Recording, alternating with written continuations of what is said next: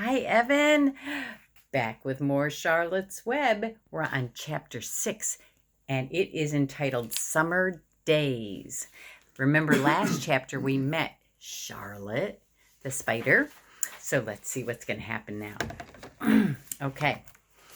The early summer days on a farm are the happiest and fairest days of the year. Lilacs bloom and make the air sweet and then fade. Apple blossoms come with the lilacs, and the bees visit around among the apple trees.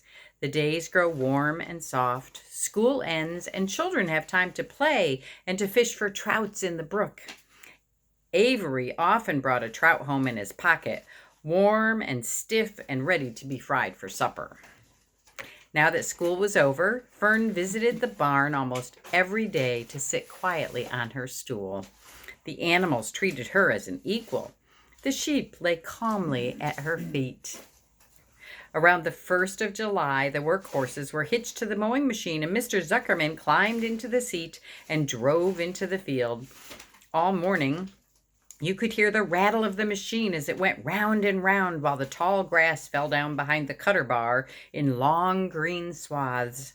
Next day, if there was no thunder shower, all hands would help rake and pitch and load, and the hay would be hauled to the barn in a high hay wagon, with Fern and Avery riding at the top of the load.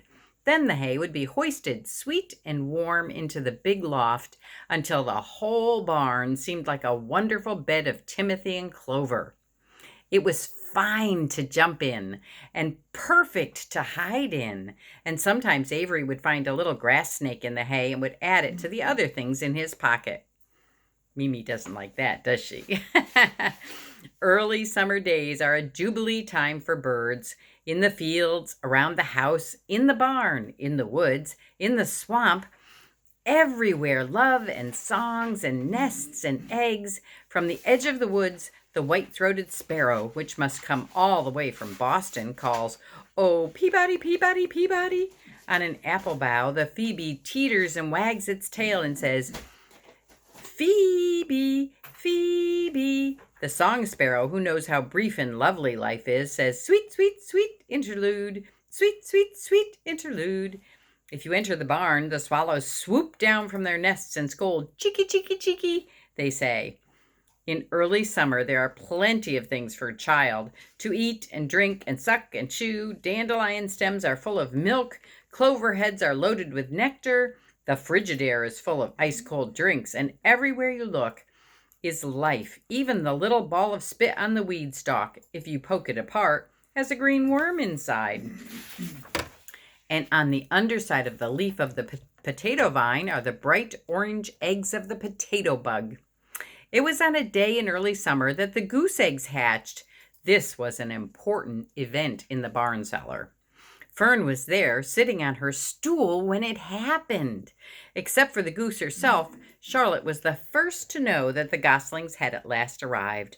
The goose knew a day in advance that they were coming. She could hear their weak voices calling from inside the egg.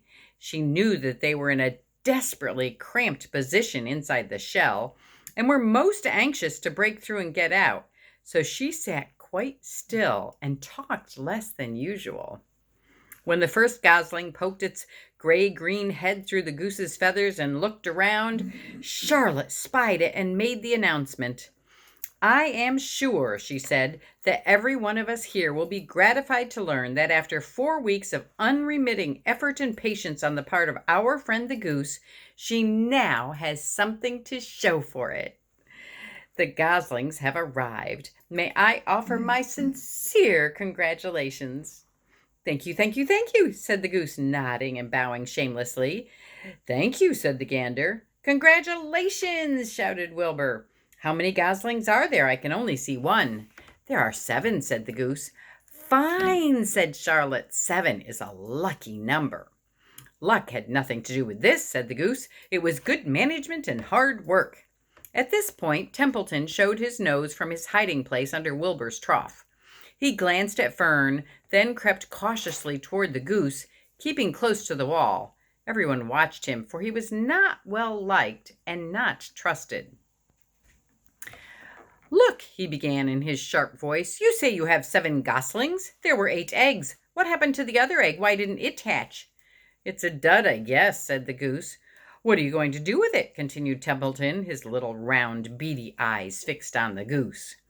"You can have it," replied the goose. "Roll it away and add it to that nasty collection of yours." Templeton had a habit of picking up unusual objects around the farm and storing them in his home. He saved everything. "Certainly, certainly, said the gander. "You may have the egg, but I tell you one thing, Templeton, if I ever catch you poking your ugly nose around our goslings, I'll give you the worst pounding a rat ever took." And the gander opened his strong wings and beat the air with them to show them his power. He was strong and brave. But the truth is, both the goose and the gander were worried about Templeton, and with good reason. The rat had no morals, no conscience, no scruples, no consideration, no decency, no milk of rodent kindness, no compunctions, no higher feeling, no friendliness, no anything. He would kill a gosling if he could get away with it. The goose knew that. Everyone knew it. With her broad bill, the goose pushed the unhatched egg out of the nest, and the entire company watched in disgust while the rat rolled it away. Even Wilbur, who could eat almost anything, was appalled. "Imagine wanting a junky old rotten egg," he muttered.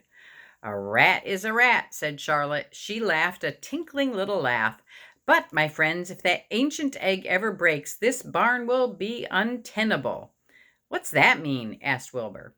"It means nobody will be able to live here on account of the smell. A rotten egg is a regular stink bomb." "I won't break it," snarled Templeton. "I know what I'm doing. I handle stuff like this all the time."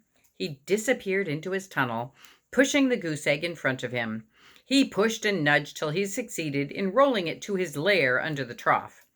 That afternoon, when the wind had died down and the barnyard was quiet and warm, the gray goose led her 7 goslings off the nest and out into the world.